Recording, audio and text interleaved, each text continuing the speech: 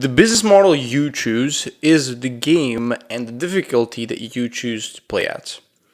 I used to feel really bad when I saw people grow their business. And when my business was growing slow, I was like, I'm doing something wrong and all that kind of stuff. But obviously in general, when your business is growing really, really slow, like it is your fault. You have to take that accountability. But it's like some businesses just grow slow. There are different business models and how the game is played within those business models. And a lot of the businesses that you compare yourself to are education businesses. And if you don't understand how education businesses work, you're going to be upset. For example, if you're an e-commerce business or service-based business, and my perspective really, really shifted when I watched Alex Hormozi's video on business models. He explained each business model and how the growth curve of that business model looks like. So e-commerce looked very rough. It was like you win and then you stagnate or you fall down, and then you win again and stagnate, fall down, and then you win. And so it's just like this. It's like you win, but then something happens, something breaks, which is the nature of the business, and boom, you're losing, right? That's like the e-commerce business. So you're winning and you're immediately losing, winning, losing, winning, losing, and that's just the cycle, right? Then you have the education business, and he explained it as like this. Like the growth, like you grow super quickly, but you stagnate eventually. Okay, that's how he explained it. He explained SaaS or software businesses as very slow at the beginning, but they fucking skyrocket, at the end. And then he explained service-based businesses, which is a business I'm in, agency model, like this. Which, if you can't see this, it's pretty much a straight line. It's pretty much a straight line. It is very slow, but it's very stagnant. Sorry, but it's very it's winning, it's slowly winning, but it's like for sure winning. Okay? So when I watched that video, it all made sense because I'm speaking for myself, not everybody else. When I say that as a service-based business owner, somebody who owns an agency, I used to look up at these fucking education businesses and I used to be so fucking jealous, man. Like, fuck, why are they growing at such a pace and I'm not, man? And it's like what I failed to realize is just simply the nature of the agency model is just that it grows very slowly. Just like that graph showed that Alex Hormozi made. It grows very slowly. That is the nature of the business. That is the game of the business. And that is the difficulty of the business model. But the education business models that I was comparing myself to are like this. Because they're so fucking scalable. You can take on 10 fucking clients in your education company and it can all be automated, all be outsourced. Whereas the agency, if you really want to be a good agency, it can't be that, like, the scale is just not possible. That's just if you say it is possible, you're not probably running a real fucking agency that's done for you. Probably not. Right? So every real agency is like, it's slow. The growth is slow, but it's like it's there.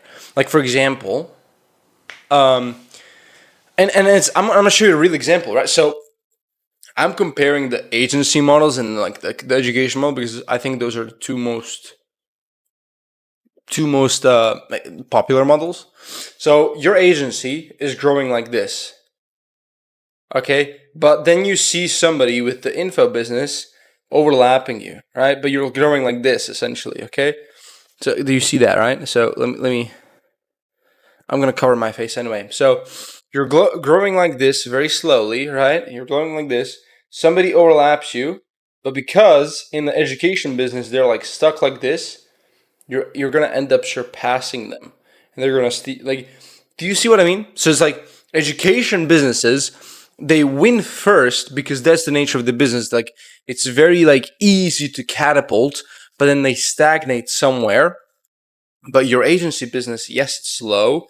At start, it sucks, but it's like the growth happens eventually. And eventually, even though in the 30-day window, you may end up at the same time, at the same level as the education business, but the time it takes the education business versus the time it takes the service business to get there is like different.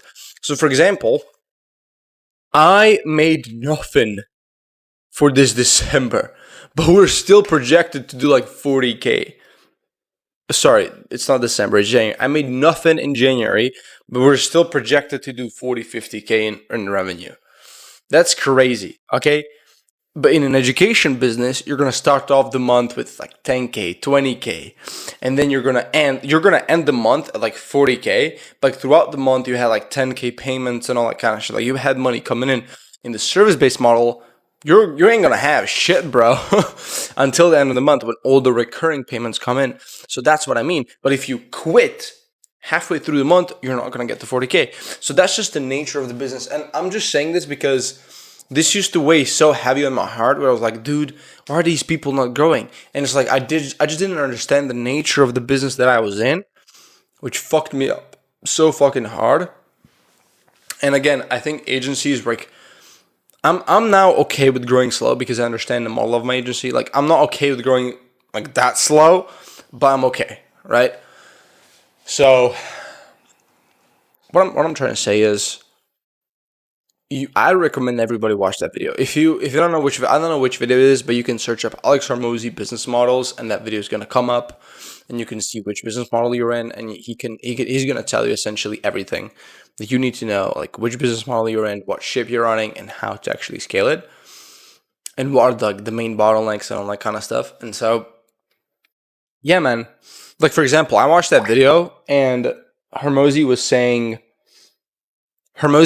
like the easiest thing in the service business is like acquisition. Acquisition ends up being like the biggest struggle I have. So I'm clearly doing something wrong, you know? But yeah, man, it's just, yeah. I recommend everybody watch that video because it's going to give you so much clarity and it's going to make you realize, oh shit, it's not that bad. It's not that bad, yeah? So, yeah, that's the only thought really I wanted to share today. There's so much more, like, bro. But I don't know how to put it into words. I guess like, you know, service-based business models, what I really like is that you can sell it. Education business, it's like you can't really sell it because it's tied to a personal brand and people buy because of you. And when people buy because of you, you can't sell it. You just can't sell it. It's not possible, right? But in a service-based business, it's not really tied to you. So you can sell it for like I heard that selling a business isn't that common of an occasion as people make it out to be, but the possibility is there. And you can sell it for low couple millions or dozens of tens of millions of dollars, sometimes even $100 million or a couple hundreds, right? So there is so much benefit. Like, and that's like, again, long-term benefit. Like you're not going to sell your business until you're fucking 10, 15 years or even more in. Right? Again, it's like a long trajectory play, but you gotta learn what game you're playing and how to play the game accordingly, and not just like let your fucking emotions play you. I think that was like a super important video that I watched. I'm grateful to watch it, and I recommend you watch it too. But yeah, that's it for today. It's a short one, but I think it's a very important message. Thank you for watching this video. Make sure to check out my business channel where I actually go in depth with some business lessons. They're actually useful for you and your growth on Instagram. But yeah, thank you for watching, and I'll see you tomorrow.